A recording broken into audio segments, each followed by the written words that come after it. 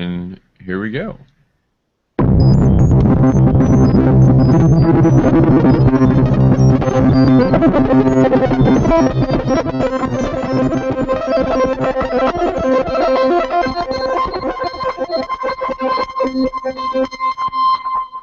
This is SoundNotion, the weekly podcast for new music and music news. I'm Patrick Kulo.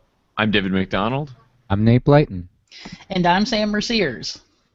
And this week we are joined by Du Yun, Artistic Director of the Mata Festival, and Alex Weiser, Director of Operations and Development for the Mata Festival. I should mention Alex is not part of the Anheuser-Busch Budweiser dynasty in any way, although he really, really wants to be. Though he is part of the Kettlecorn New Music dynasty. That's true. That's true. That's true, and it's a great thing. So please check out Kettlecorn New Music too. Guys, thanks for being here today. Thanks so much for having us. Thank you for having us. Yes.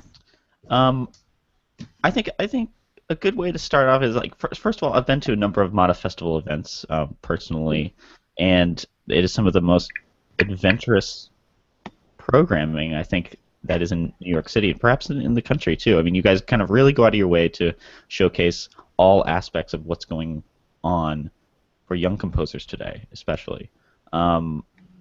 What can we look forward to this season that maybe has been a little bit that comes across differently than in the past seasons? Is there any new initiative? What is the theme of this season really?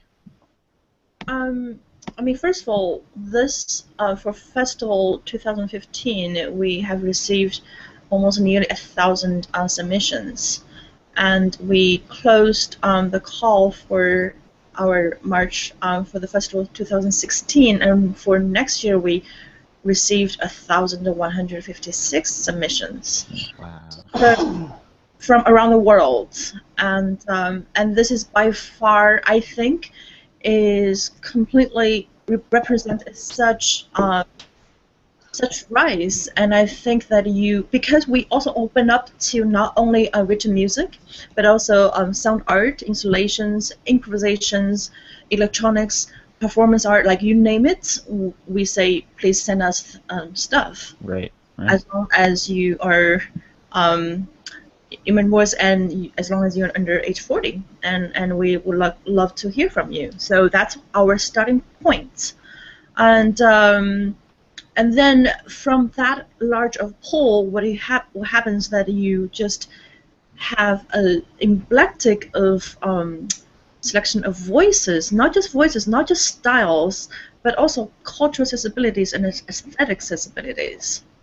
So in a sense that I think I'm actually looking for something that is has a very focused practices, which means that everything, whatever, regardless of the styles, it should reflect something that is very well written and very with integrity and provocative and evocative.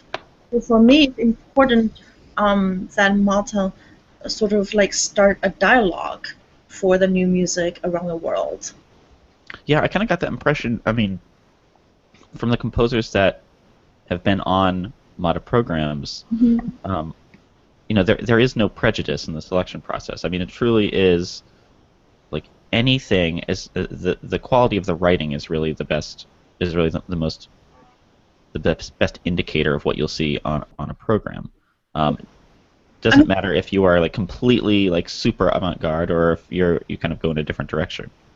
Right. I mean, obviously, if you are hip hop artists or like a sure. So like there is still like kind of like a framework for that. But in a sense that we that's not our starting point. Right. And our jury also not, like we made very clear to communicate with our jury process too, that it's not, we're looking for a voice. We're not looking for exactly like how great the score looks or how great the recording sound, even though those are very important to us. It's a part of integrity of that works. So I'm curious. A lot of people use the word compositional voice in a lot of different ways. What is the important thing that you're looking for when you say you're looking for a compositional voice? What sorts of things are you looking for? I think that, it's one of those things that as human interactions, we often hear that people say, "Oh, I like this person for no reason," or this is my gut response, or this is my intuition tell me this. You always hear that across the board, across the culture, across things, and then you start to ask your question like that too. What do we mean by when we just find ourselves to attune to something that we like? And scientifically speaking, for instance, when we say our gut response to something, it's also meaning that we're kind of informed by whatever our experience have been, our background, or our fantasies, our imaginations, our hopes for a bigger picture. So in other words, what I'm trying to say is that it is less clear. However, to me, I think also it's at the bottom of my heart it's very, very clear too. If I could add to that, we had the panel for, as Duyan mentioned, for 2016 just recently, and it's really fascinating to hear music from all around the world and hear what's going on in. I mean, we get music from all the 50 states and from a very high number of countries from around the world. But a lot of the times you hear something and you say, "Oh, I bet this person studied with Beat Fur," and then you look at their resume and "Oh, yeah, indeed they did." And that's true for many people and for many different. There's a lot of different kind of compositional schools around the world. Oh, this guy sounds just like David Lang, or this woman sounds just like this other composer, or whomever it is. But sometimes you hear composers' music and you say, "I don't know who is this person. I want to know more." And that's someone with a voice, someone with a real sense of personality that's their own. They're not just taken from from a teacher or from a school or a style. And that's very exciting. So I think that's one of the big things we're looking for. And I have to add on that. My job is also like when that ends, I will need to listen to all the music one by one and very carefully with a repetitive listening, something that is not cannot be just happening on the panel because of time limitation and all that. And I also go to the catalog of the composers, and my process is such that I often play the music first. I don't read their bios. It was important for me to listen to the music first without being informed where they're from and what school they go to, who they study with, and their statement. And then I look at, and then when I have to think about the whole festival, I go to read more about who they are and what they're talking about.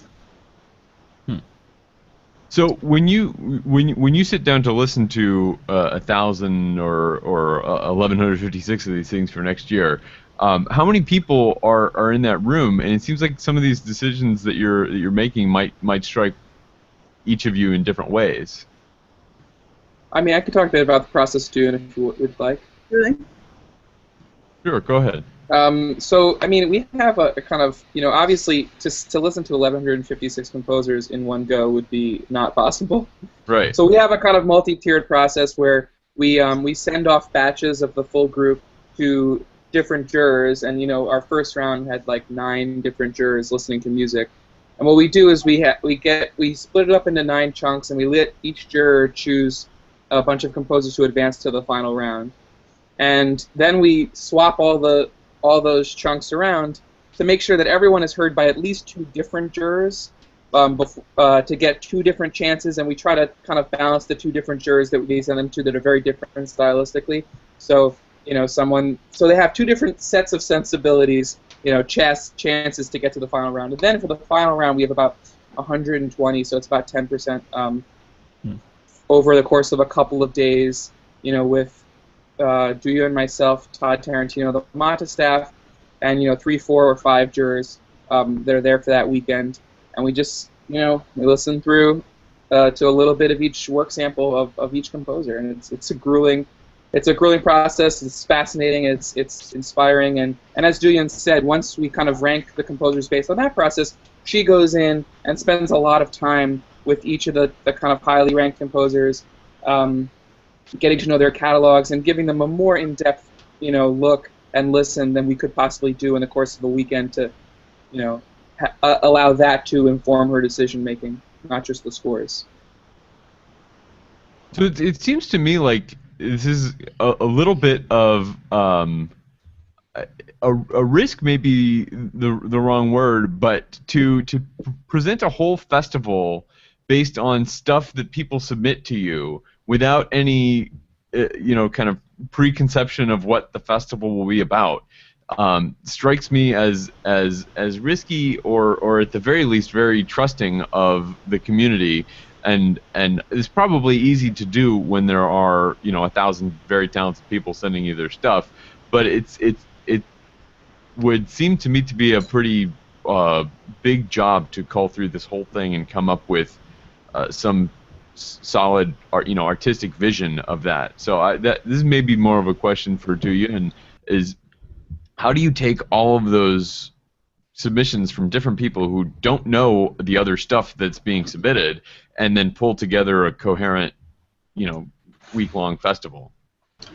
I think this is where us being composer, active composer, and also me being composer and performing helps.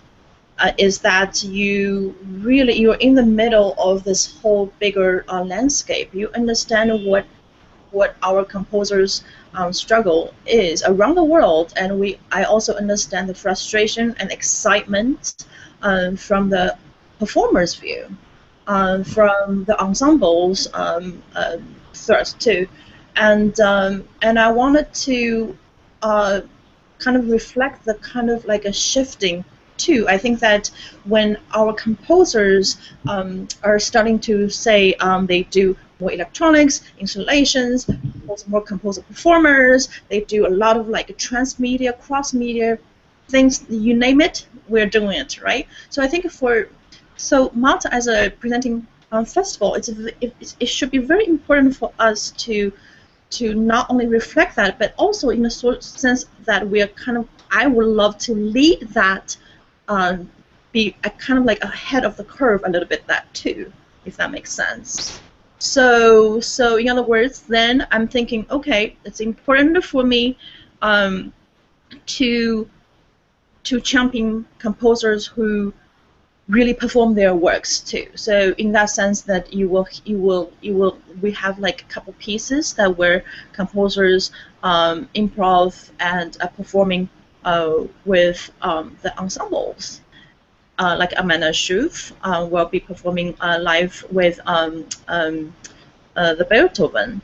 And then for me, like I also think that there's such shift to composers using one bit lo-fi thing. So we have pieces reflecting that. And then there's sound installation, and I found that people who do that really, really well, and then things like that. And then there are people who do like a video so well. And for instance, one of our commissioned composers, Adam Delacour from Britain, and he not only did he wrote a new piece for the festival, but also he shoot a film for it too to go along with it, and it's corporate top talented. Alex, what's the real? What is the exact title? I have that. Corporate Talent Factor's Next Top Idol is the name of his piece. We were chatting about that title before you started because we thought that was a pretty compelling title. Yeah, it's gonna be a very interesting piece. It's very interesting, and it's kind of things that you don't particularly. I think I can put confidence to say that it's not something that you see often on new music festival pretty much everywhere. No, I don't think so. And I think Malta takes such a pride in that too. And then we have, for instance, Bolivian composer by the name of Carlos. He will actually come here and joining us. Hold on, I just lost you. Okay. And he built his own original instruments, like those kind of metal thing, into the pipe, the Bolivian ones, and we paired him to work with the curious chamber players from Sweden, an ensemble known for doing things like that. To work with a composer, to work with the sound, to kind of like work with this intertwining of music. Right. But for me, the kind of like a music that uses not only Western instruments is also very, very important for me to present that, to champion works like that. So what I think is really interesting, based on your description of those, is that it sounds like you're not necessarily your primary concern is just have the greatest variety of things that you can have on the program, and not necessarily to try to pull them all together in some thematic way or anything like that. Well, I mean, if I could add to what Judy was saying. You know, when she put together the programming for this year's festival, you know, a very long time ago at this point, we sat around, Todd, Dion, and myself, and had a lot of conversations. Well, how is this all going to fit together?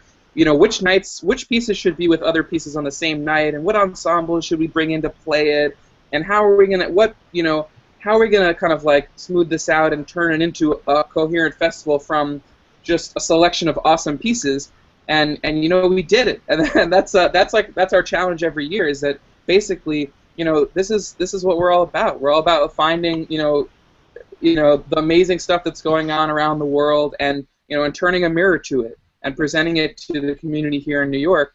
And you know, so our process is finding who those people are, and then finding a way to put them together that really makes sense and that's exciting and that flows. To me, one of the most exciting things about the festival is the fact that you can't exactly know how things are going to come off. Referring to it's going to come off great. Referring to actually, do you in your interview with I Care If You Listen, you say specifically, sometimes we cannot know what impact it will have, and we're interested in that as well. So it seems to me that's baked into the idea of presenting a bunch of new music. It's, if you're presenting a bunch of romantic period music, you have a pretty sound idea of how the audience is going to take it and what the best concert order might be. But when you're dealing with new music, there's always a sense of I don't quite know what's going to happen and how this is going to work until it actually is presented in concert, and that to me references what Dave was talking about, the trust idea, or the how it might be a little bit risky, and to me that's a good thing to have in something that is a presentation of new music. Mm-hmm. If I may to add on that, I think that what I meant to say is that when I think about things, when we're trying to get together and think about these things, ideas were kind of like really clear, I have to say. And but sometimes you don't really know how those ideas and how those concepts, how those things are going to transferable to the audience and also to a larger community that we are dealing with here. So I think that is what I meant by I don't really know about what the impact would be. Mm-hmm. But it's not because we don't really know what we are doing. You know, it's not. I didn't mean to suggest that at all. Absolutely, I'm sorry. I don't mean that you suggest that. I don't mean that we said that. I think that what I'm trying to say is that it's not because we just look at the. I do have to say that finding the greatest variety is very, very important, but at the same time, it's not the most important thing. Mm-hmm. I think the most important thing is that the piece has to be good, like provocative in a way that it's like the audience feel like they're going to spend 80 minutes at the kitchen feeling like invigorated rather than put it on a Spotify and listen to music and then shuffle it up. You know, it's about this kind of visceral live experience that you have to share with people. And that is, to me, is urgent, is paramount, is the thing that why we are doing live music. Yeah. I think we should mention, I don't know if we've said it yet, but the Mod Festival is happening this April 13th through 18th at the Kitchen in New York City. I think the Kitchen, first of all, has Mod Festival always been at the Kitchen? No, this is our second year at the Kitchen. Oh, okay. Yeah. I think the Kitchen is a perfect space for it because how dynamic it is. You know, you can kind of set things up in a way that will facilitate the performance of a number of different ensembles, and I mean, I have all this great tech. Yeah, I know. The tech is fantastic too. There's lighting. I mean, there really isn't a better place that you could hope to do this festival, because whatever you choose to do in terms of programming, like, you can make it kind of happen there. Yeah, and people like the team there, like Matthew Liam and the people there, they really understand what MATA stands for. You know, it's not sort of like we have to like convince them.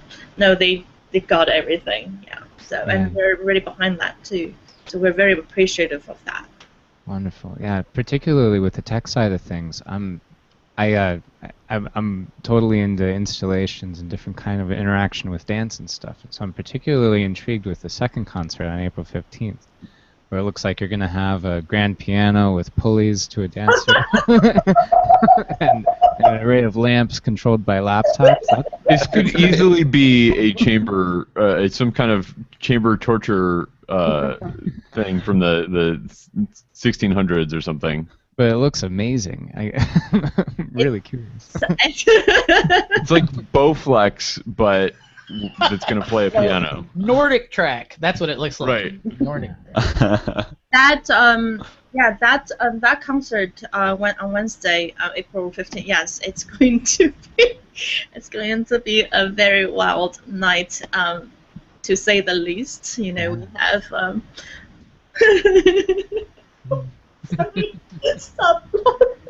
Yes, that's how excited I am. You know, we start with. I can't like reveal too much, then perhaps like that will be take away of a lot of things. But let alone like the first piece, it's gonna start with something, and people might be getting shocked or not. But we're gonna go from there, and then followed by music for the Lamps by Adam Basanta from Montreal, and it's lamps with transducers immersed with the whole floor of the kitchen, and you're going to see the three performers playing the lamp as the sound source.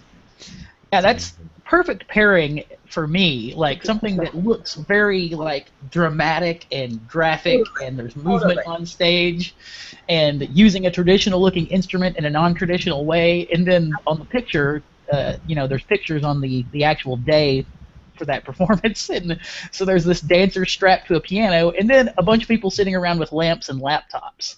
Yeah, and then there's, you know, and then Yasna. Yeah, and then there's this like kind of mixing, like a hardcore mixer board, like playing. So we have like composed performers, and then we have the dancer piece that you were talking about. So essentially, she is doing with a pulley system over the piano, and like talking about interactivities, right? Instead of we have like Max MP doing patches, like we are literally doing with a corporal movement to control the sound. Yeah. That to me, honestly, is something that absolutely need to be shared and to be like programmed, because let's talk about interactivity again. and that is something that is important to me. You know? It's very do I you. love that comparison that you make to a laptop piece where somebody's like pushing buttons or something that's controlling sounds in the digital sounds in the computer to this, which is kind of the abacus version of that, like the super Yes. analog version of a machine that plays another machine. A full I love body it. with a mechanical link instead. Yeah, exactly. And it's done like a choreographic way, you know, and the dancer who she worked with for the piece is coming to perform. So we are very lucky to have that as well. And then if the other thing is that, you know, for I don't know if you for composer like Sam Pluta, Yeah. yeah, you know, I I know think, Sam. he is on the last night with the Talia ensemble. So Sam is one of those like very known for performing live, especially in the improv scene. He does so great works with like Peter Evans and all those great people, and he himself is a wonderful composer, and we are going to feature his this piece that it's sort of perhaps I think it's the largest instrumentation on that night. Cool. Machine language and written in 2012, and to me it's also important for us to have a platform where composer or performer or artist really have, let's say, okay, let's listen to Sam Pluta's piece that where he's not performing as a composer, but that's there's a reason to do that too. Absolutely. Yeah, Sam's a great guy. We had him on one of our other shows, the Patchin, earlier episode. Yeah. That's gonna be quite a night as well, I imagine. Yeah, and you know, for instance, and then we have Idin from Tehran based, and honestly, like that piece was chosen not because he's Iranian born, right? It was because the piece was so great, so beautiful, and we just have to program that piece. Yeah. And that piece is Wednesday with Momento Quartet and friends. Thursday. That's Thursday. Sorry, Thursday. Yeah, there's a lot to keep That's the concert Alex Weiser has a piece on. Yeah. Ah. Also, in those 30 pieces, we also have ensemble recommended pieces as well. Okay. So we've been talking a lot about process of selecting the pieces and then the process of putting them together for the show. You have a new project this year called Mata Junior. I was wondering if you could talk about the process involved in that and what its goals are, because that's a very interesting project to me. This is our second year, actually. Okay. And this past weekend we just did the panel for our junior. And Alex, would you mind talking? Yeah, sure. Yeah. Yeah. So this is something that we started actually just before Duyun joined us. We sort of laid the foundation for this with Yotam and Todd and myself talking with Jenny Underkoffler, and we thought, most of what we do is, well, all of what we do is with young composers, but there's a certain age below which, people are not really quite ready for the Mata Festival. We thought it would be really interesting to have an outlet for those people. Tanglewood has its the festival that adults go to, but it also has like the Tanglewood Junior kind of, I forget what they call it, the institute or whatever. Maybe Tanglewood. Yeah, exactly. So we were talking with Face the Music, who have been friends of Mata for a long time, and we just thought it would be interesting to kind of like do a little kind of Mata festival, but for for pre-college composers. And so we did it the first time this year. It was in November, and it went really well. It was very exciting, and what we did was we picked 6 or 8. I think this year was 8 young composers from around the country, and actually some even international.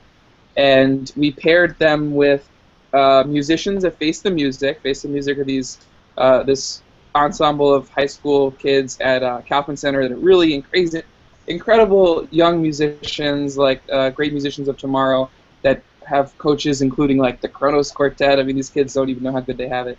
And so we paired the composers with those ensembles, and we also paired the composers with a mentor composer, festival alumni. So Missy Mazzoli was one of the mentors, Tristan Parrish, Brian Jacobs, and Taylor Brook.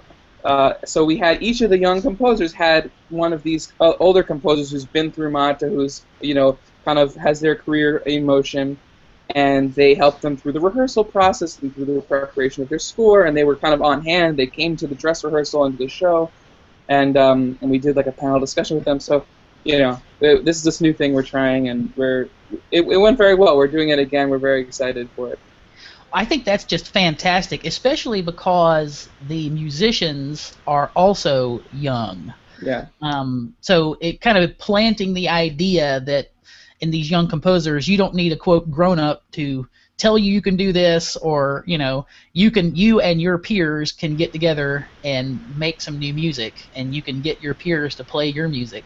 And this is sort of like the granular beginning of the same way that what is now Eighth Blackbird and what is now all these other great chamber ensembles that are very important in new music these days. That's sort of the same idea, except happening during graduate school. Right. A good cultivation tactic, I think, on your part. I'm very excited. Is there anywhere we can get our hands on some of that music, or is it? We have to. We have recordings from the concert. I have to check with everyone about. We haven't made them public, but okay. It's possible. But I can just say, Duyan mentioned we had the panel for the Mata Junior just recently as well for next year's, and it's just unbelievable the level of skill and the range of interests of young people, from around the world. Also, I mean, I guess Mata has this, very international reputation. So we got submissions for the junior festival from around the world as well, and it's amazing. What kids are doing is incredible. What? Sorry, I don't know if I missed it. What are these age ranges for Mata? So Mata Junior is just pre-college. Oh, pre-college. Okay. Yeah. Ooh. So, and I think it's very important when you think about it. Like, we always talk about those things like the future for the new music and all that, but we have to also plant the seed for our future too. In other words, like Jenny from Face of Music, she says something very beautiful, like especially for girl composers, right? So they have to, like, at that kind of a critical age of you growing up, they have to be creative. They have to have an environment where they are encouraged to be crazy, to be creative, to be innovative, and that is, I think, this kind of platform is to say, you know what, you're not weird. You know what, nerdy is so cool. You know what, your created, your individuality is being rewarded, and at that age is very critical to have that kind of role model, and to kind of have that kind of model, and to be able to do that. And Absolutely. Great reinforcement. If I had college students at my school that I didn't have to first convince them that new music was worthwhile, like they'd already been sort of indoctrinated into it a little bit in high school, that would be fantastic. It would save a lot of time. Exactly. And also, like at that age, it's the peer pressure is a lot, and peer building up is also a lot. Just the fact that they feel like they're doing something in front of people their age, with their people their age, is so valuable, so valuable. Absolutely. Well, if there's any way those recordings can be released in public, I would love to hear some of that stuff. We'll have to have a meeting about that. Yeah. Yeah, of course, everybody should just come to the festival and get to hear it that way, right? Yeah, well, of course. Yeah, next November. Keep your eyes peeled. Yeah. Sweet. All right. So, are we moving on to the news, fellas? Let's do it. News. We don't have a lot of news. Nope. This will go quick. Well, we didn't have a show last week, so we thought we should at least mention that in the seemingly never-ending saga of who is going to be a music director at what orchestra. We know that Gustavo Dudamel is not going anywhere. He just signed a big, long extension to the 21-22. That's 2021-2022 season. If that sounds like science fiction to you, it does to me as well.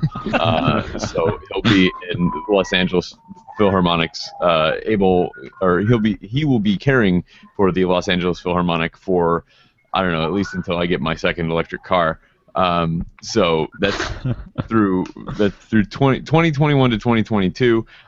We also read this week in Sequenza 21 that Opera Philadelphia will be giving a premiere, and that should not be a big surprise, but it is, because they've not done one in nearly 4 decades.